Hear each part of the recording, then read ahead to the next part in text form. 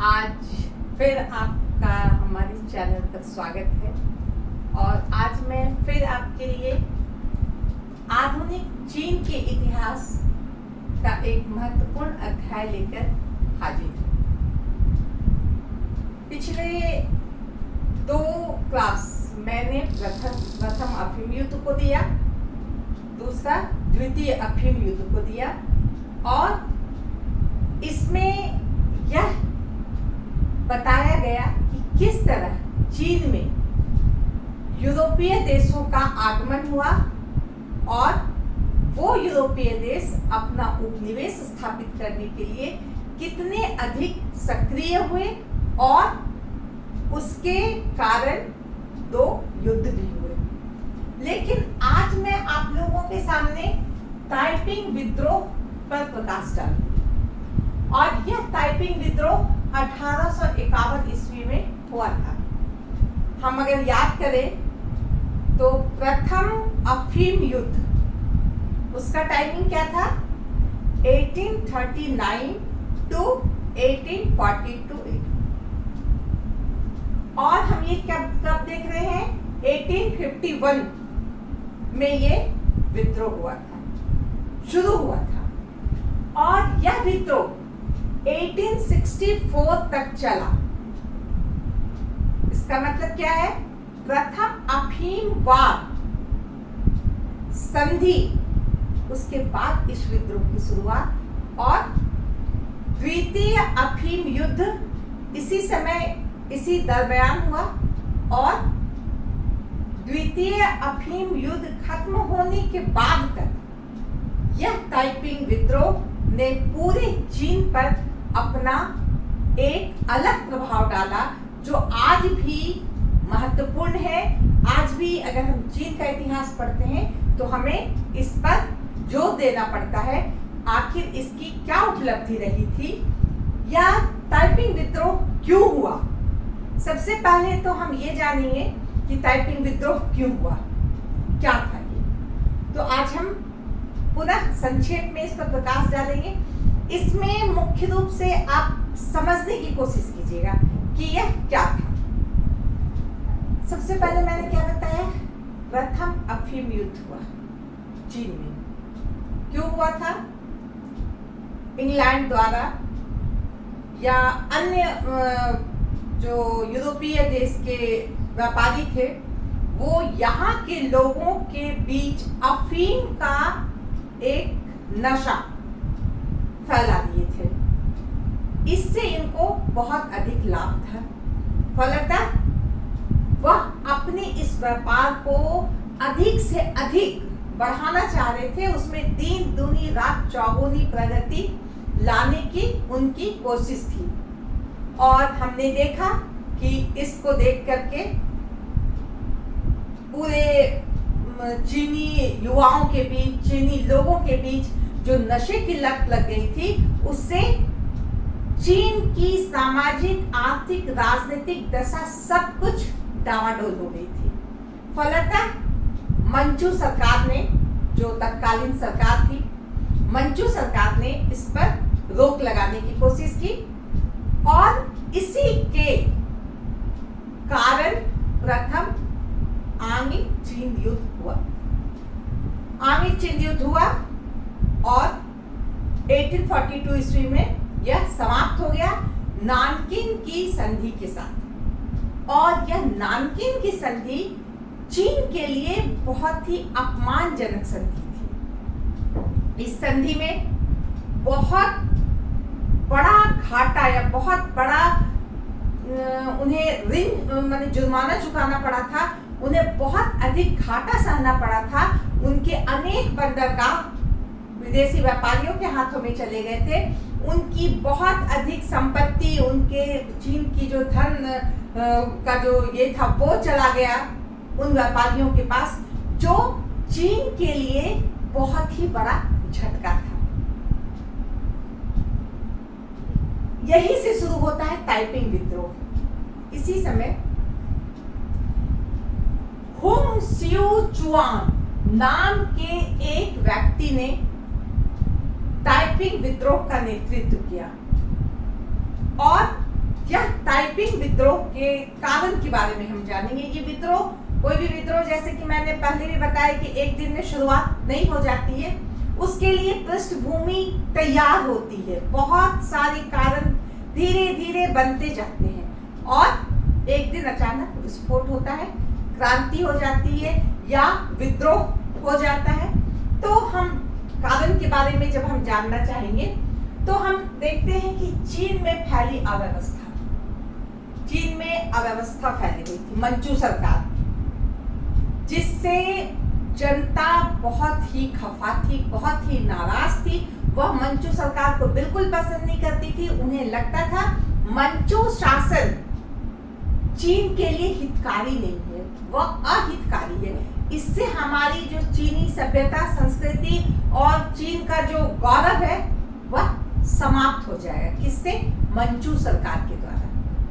और मंचू सरकार को खत्म करने के लिए कुछ लोग संगठित हुए, फिर उसमें लोग जुड़ते गए, लेकिन यह भी एक दिन में नहीं हुआ। यह धीरे धीरे, जब लोगों ने, जनता ने बहुत सारे असंतोष को देखा, बहुत सारे असंतोष से उनका सामना हुआ, प्रशासनिक क्षेत्र में अनेक तरह के असंतोष, जो जन कल्याण के लिए शासन को, प्रशासन को काम करना चाहिए, वहां कोई नामो निशान नहीं था, सैनिक क्षेत्र में दुर्बलता, इस तरह बहुत सारी ऐसी बातें थी जिसने यहाँ के लोगों को, चीन के लोगों को उत्साहित किया। किस चीज के लिए? विद्रोह के लिए। उन्हें लगा कि अपने देश के रक्षा के लिए, अपने देश के स्वाभिमान, संप्रभुता की रक्षा करने के लिए हमें मंचू सरकार का अंत करना होगा। और एक यह भी बात थी कि जब से मंचू शासन की स्थापना हुई थी, तब से एक वर्ग इसके खिलाफ था। वह यह बात पूरे चीन में फैला दिया था कि यह मंचू सरकार जो है, यह चीन के लिए एक विनाशकारी चीज है, यह चीन को खत्म करके छोड़ेगा। अतः मंचू सरकार का अंत करना है और मिंग वंश की स्थापना करनी है। एक नारा ही लग गया था कि मंचू सरकार को हटाओ और मिंग सरकार को लाओ। मिंग सरकार के प्रति उनकी बहुत अधिक आस्था थी, मिंग राजवंश के प्रति उनकी बहुत आस्था थी। तो इस तरह हम देखते हैं चीन में जो अव्यवस्था फैली हुई थी, मंचू सरकार की दुर्बलता, वह बहुत बड़ा कारण थी इसके लिए, विद्रोह के लिए। अब हम बात करते हैं कृषक विद्रोह। कृषि प्रधान देश था चीन, किसान ही मुख्य आधार थे अर्थव्यवस्था की। लेकिन हम क्या देखते हैं, किसानों को किसी प्रकार की सुविधा नहीं थी। उन्हें बहुत पुराने स्टाइल के, वही पारंपरिक तरीके से कृषि करनी पड़ती थी, जिससे उनकी उपज अच्छी नहीं होती थी।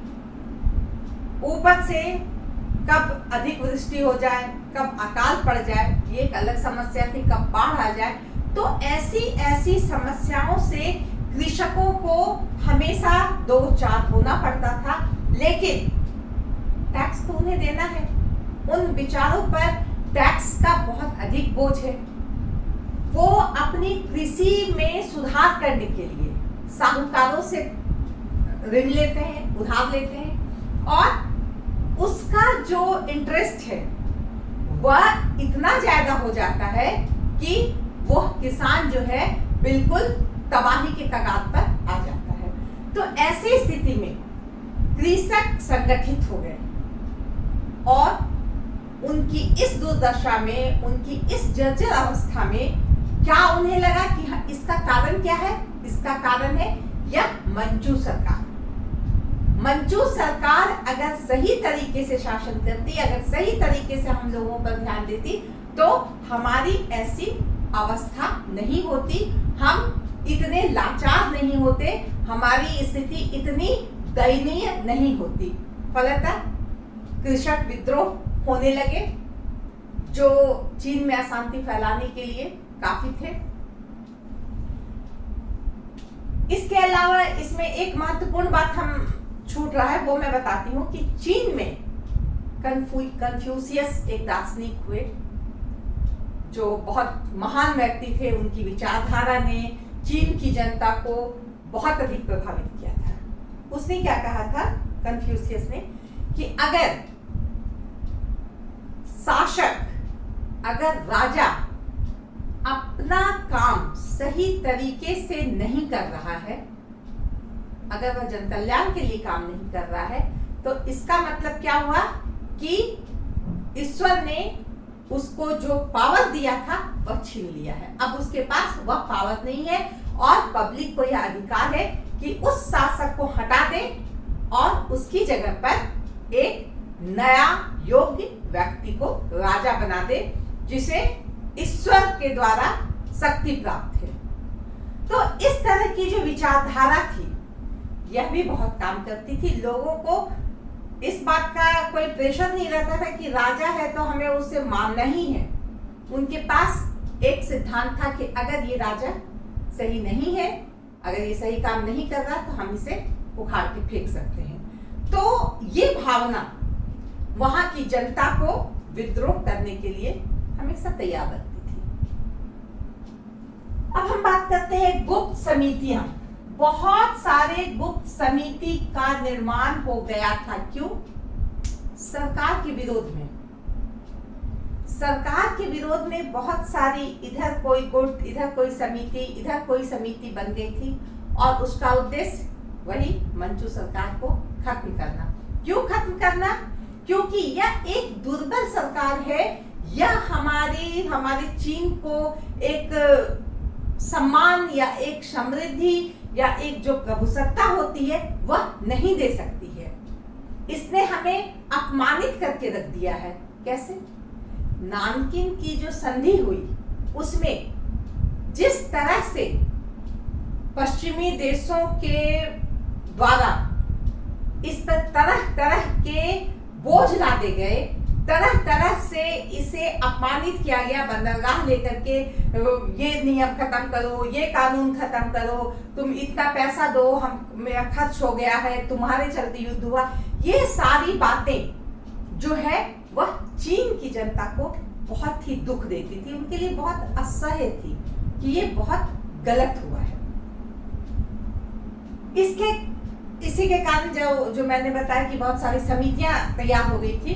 मैंने इसका नाम लिख दिया है क्योंकि ये याद रहे आप लोगों को। इसमें पाइल्यान चिकाओ एक समिति, सान ओ हुई, थिएन टी हुई, होंग में, ये नाम थोड़ा सा चाइनीज है, इसको याद करने के लिए थोड़ा दिमाग लगाना पड़ेगा और एक दो बार प्रैक्टिस करना होगा, तब हम इन समितियों को बहुत ही फ्लुएंसी से बोल सकते हैं। तो इन समितियों का जो निर्माण हुआ वह क्या था? लोगों में जागरूकता फैलाना और मंचू सरकार के खिलाफ लोगों को संगठित करना। फलतः यह निश्चित हो गया कि अब विद्रोह होगा। अब हम बात करते हैं कमजोर सैन्य शक्ति। सैन्य शक्ति बहुत ही कमजोर हो गई थी। सरकार को सेना पर जो ध्यान देना चाहिए वह उसने देना छोड़ दिया था, क्योंकि मंचू सरकार शुरू में हम देखते हैं कि शुरू में सेना की कुशलता और सेना के प्रति जो एक कर्तव्य होता है राजा का, उसके प्रति वो बहुत ही अलर्ट थी। लेकिन बाद वाले जितने भी मंचू शासक हुए उन्होंने इस पर कोई ध्यान नहीं दिया। फलतः सेना कमजोर होने लगी। कैसे?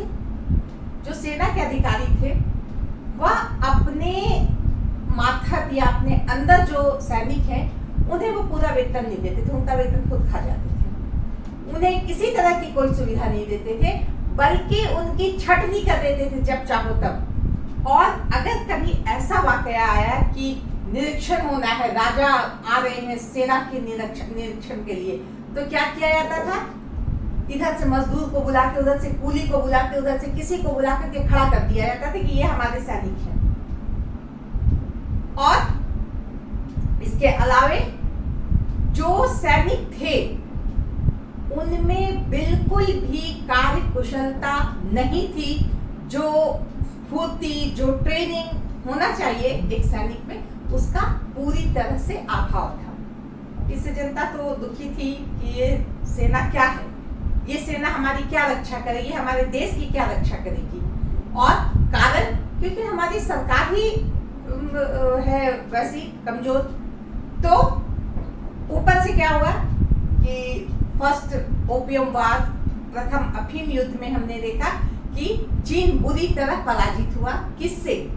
इंग्लैंड जैसे छोटे से देश से। इंग्लैंड से आकर चीन में चीनियों को हराकर वह जीत गया। इसी से पता चला, या इससे पता चलता है कि चीनी सैन्य व्यवस्था या चीनी सैनिकों की क्या अवस्था थी। जो चीनी सेना बड़ी सेना छोटी सेना से हार गई, बड़ा देश एक छोटा देश से हार गया। यह बहुत मलाल था इस बात का, वहां की जनता को बहुत मलाल था। ये स्थिति तभी है जब हमारी मंचू सरकार इतनी दुर्बल है। अगर सक्षम होती मंचू सरकार तो यहाँ पर विदेशी इस तरह व्यापार के नाम पर यहाँ पे अतिक्रमण नहीं करते, यहाँ अपना कब्जा नहीं करते, यहाँ विभिन्न तरीके से शिकंजा नहीं डालते हमारी मंचू सरकार पर। तो ये बस कुल मिला जुला करके क्या था, मंचू सरकार के प्रति एक नकारात्मक भाव, और इसने जो है विद्रोह को जन्म दिया, जिसमें बहुत सारे विद्रोह हुए, लेकिन इसमें ताइपिंग विद्रोह जो है वह बहुत ही महत्वपूर्ण रहा, जिसमें ये सारे कारण जो है समाहित थे, हम कह सकते हैं। देश में फैली अराजकता। क्यों अराजकता फैली? देश में अराजक स्थिति क्यों हुई?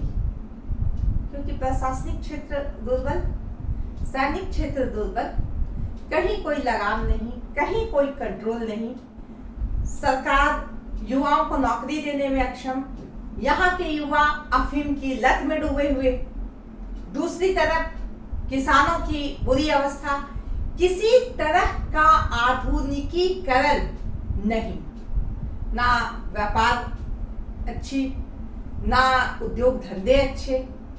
तो इतने सारे कारण ने क्या किया, यहाँ पर बेरोजगारी का आलम खड़ा कर दिया।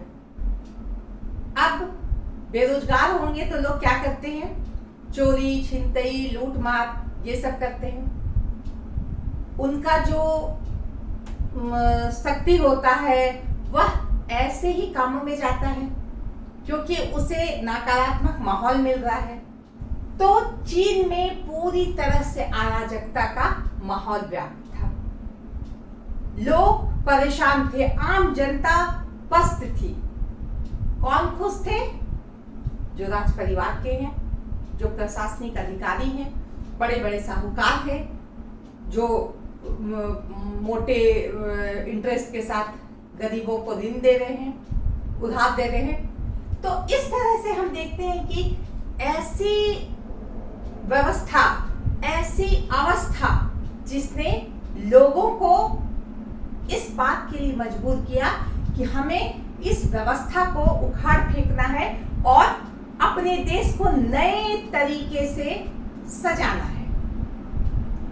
इसके बाद हम बात करते हैं सामाजिक और आर्थिक कारण। इसमें भी वही बात हम कह सकते हैं कि समाज जो है दो भागों में बट गया था। एक भाग राजा, राज परिवार के लोग, जो बड़े बड़े पदों पर बैठे हुए व्यक्ति हैं, वो जहां जो भ्रष्टाचार खुल करके कर रहे हैं, लोगों का शोषण खुल करके कर रहे हैं, उन्हें किसी से कोई डर नहीं है, खुल करके छूट करके वो लूट रहे हैं। दूसरी तरफ वह गरीब जनता, वह किसान, मजदूर, मध्यम वर्ग जो परेशान है। किसान जो अन्न उपजाता है, उसके पास बहुत ही पुराने औजार, वही पारंपरिक नियम, वही कायदे, वही तरीके, जिससे उनकी उपज में वृद्धि नहीं हो रही है। दूसरी तरफ जनसंख्या का दबाव। अब इतनी सारी जनसंख्या को खिलाया कैसे जाए, उपज नहीं है।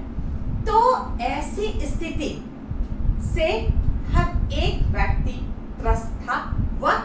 जो गरीब था, जो किसान था, जो मजदूर था, जो मध्यम वर्ग था, यह इस व्यवस्था से पूरी तरह से त्रस्त हो गया था।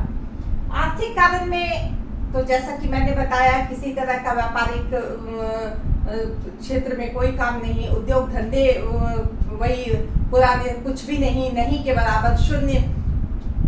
अफीम का जो लत है उसने अलग ही एक डाल दिया था असर समाज पर, आर्थिक व्यवस्था पर।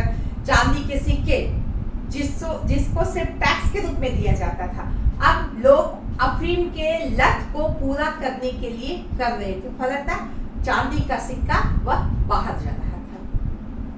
तो इस तरह से हम देखते हैं कि आर्थिक स्थिति बुरी तरह से चरमराई हुई थी। नानकिंग की संधि हुई, उसमें करोड़ों रुपए जो है ब्रिटिशों को दिए गए। तो इस तरह से एक पर एक आर्थिक चोट पहुंचता गया और चीन में अशांति होती गई। अब हम बात करते हैं चीन में अकाल और बाढ़। क्या देखते हैं कि चीन में 1863-64 54 ऐसे समय में बहुत सारे बाढ़, अकाल, ये सब का सामना करना पड़ा चीन को। लोग बुरी तरह से उससे प्रभावित थे। ऐसे में जो सरकार का काम होता है कि ऐसे आपातकालीन स्थिति में सरकार जो बढ़ चढ़कर काम करती जनता के लिए, वह सरकार कुछ भी नहीं कर सकी और लगभग 2 लाख लोग मारे गए। अब जो है स्थिति क्या हुई कि बहुत ही अराजक स्थिति हो गई। इसका एकमात्र कारण था विद्रोह, तो हो ही रहा था, लेकिन इसी समय हुंग सियू चुआन ने एक चांग टी हुई नाम की संस्था की स्थापना की, जिसका मुख्य काम था चीनी सरकार या मंचू सरकार का विरोध करना। अब हम कहेंगे कि हुंग सियू चुआन ने 1851 में 25 सितंबर 1851 में क्या किया, हुआन नाम के क्षेत्र पर आक्रमण कर दिया और वहां पे अपना अधिकार जमा लिया और तेपिंग टी एंड को यानी कि दैवीय राज्य का, दैवीय शक्ति का साम्राज्य स्थापित कर दिया। इसका कहना था कि अब एक दैवीय राज्य का, दैवीय सिद्धांत का जो है वह राज्य स्थापित हो गया। अब ये मंचू सरकार को हम नहीं मानते हैं। ये तो बड़ी विकट स्थिति हो गई।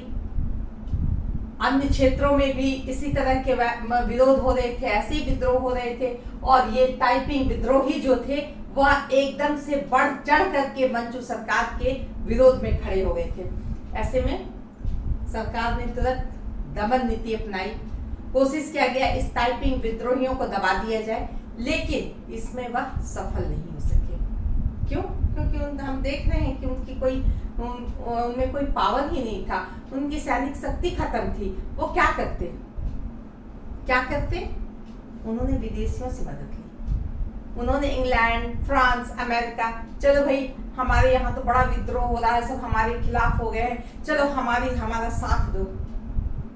उन लोगों को भी क्या चाहिए? अंधा क्या चाहिए? 2 आंखें।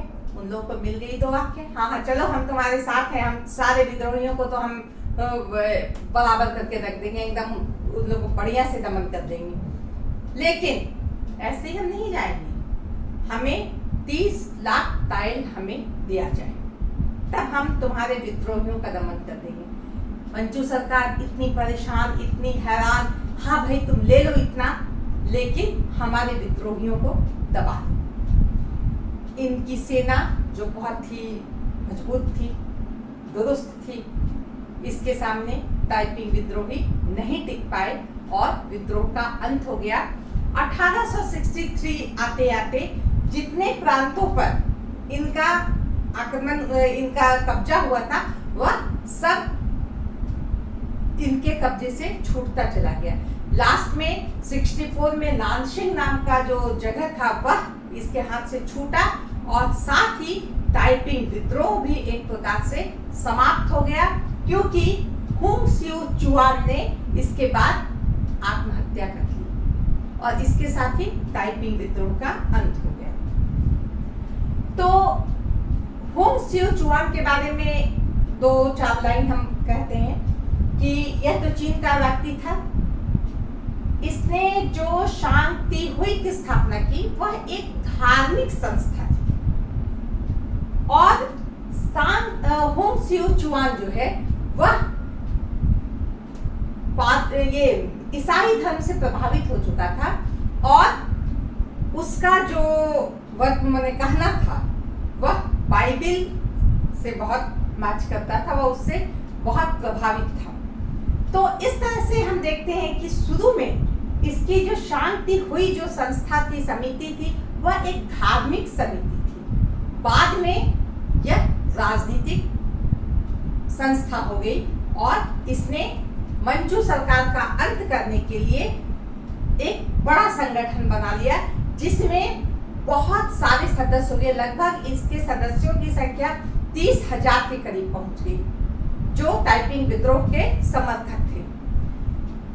इस तरह हम देखते हैं कि ताइपिंग विद्रोह जो है चीन में हो गया और 1864 आते आते यह खत्म भी हो गया। अब हम बात करेंगे कि इसकी असफलता के क्या कारण थे, क्यों यह असफल हो गया। तो सबसे पहले तो हम यह कहेंगे कि सैन्य कारण।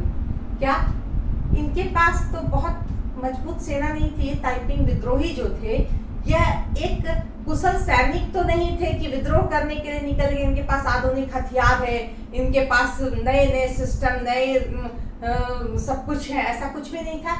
इसे बहुत आसानी से इंग्लैंड, अमेरिका, फ्रांस की सेना ने कुचल कर रख दिया। यह इसीलिए बहुत आगे तक नहीं जा पाया। मंचू सरकार से तो वह किसी तरह जीत जाता। मंचू सरकार में, मंचू शासन में अव्यवस्था उत्पन्न करके तरह तरह का उद्दंडता के लिए, चाहे अलग अलग तरीके से अशांति करके वह मंचू सरकार को हिला भी सकता था। लेकिन जब विदेशी सेना इसके सामने आ गई तो सिंपल सी बात थी कि वह टिकने वाली नहीं थी। अब हम बात करते हैं दूसरा, इसकी असफलता का मुख्य कारण क्या था? धार्मिक कारण। धार्मिक कारण क्या था? हुंग स्यू चुआन जो है वह ईसाई धर्म ग्रहण कर लिया था और उसके जो उसका जो कहना था, उसके जो विचार थे वह बहुत अधिक ईसाई धर्म से प्रभावित थे, जो चीन की जनता को पसंद नहीं आई।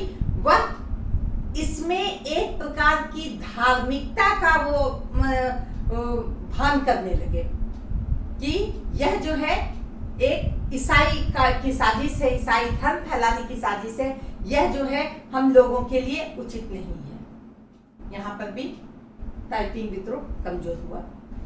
अब तीसरी बात अगर हम कहें तो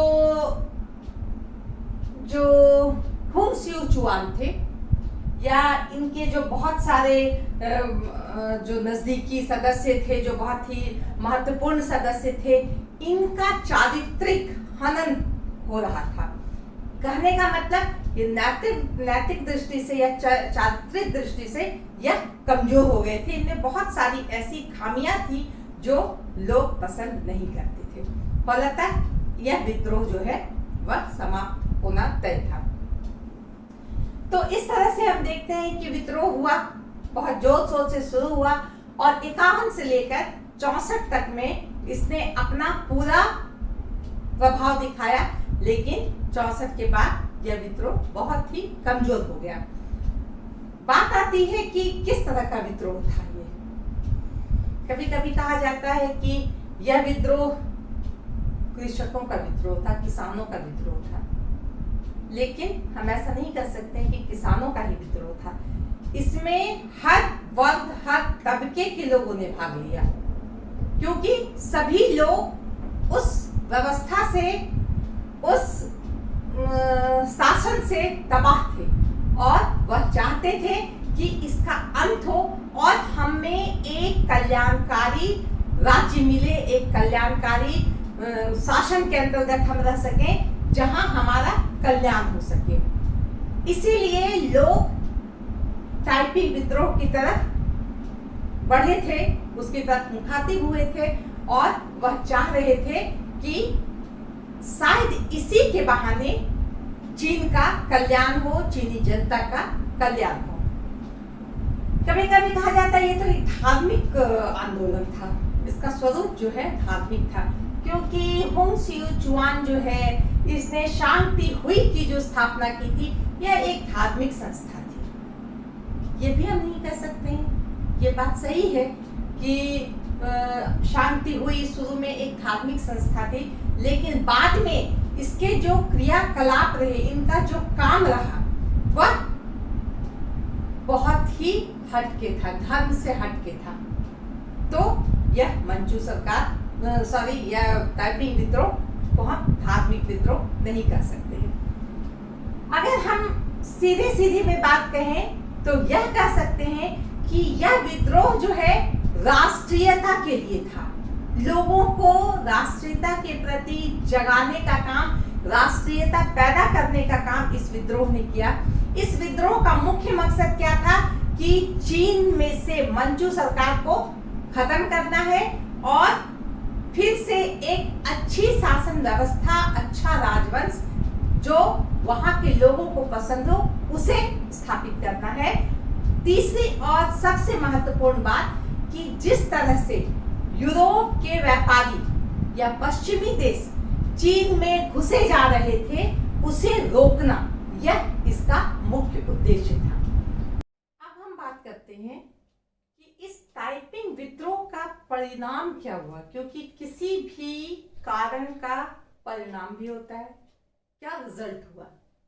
तो अगर हम बात करें कि इस टाइपिंग विद्रोह का क्या असर हुआ, तो बहुत ही बड़ा असर हुआ।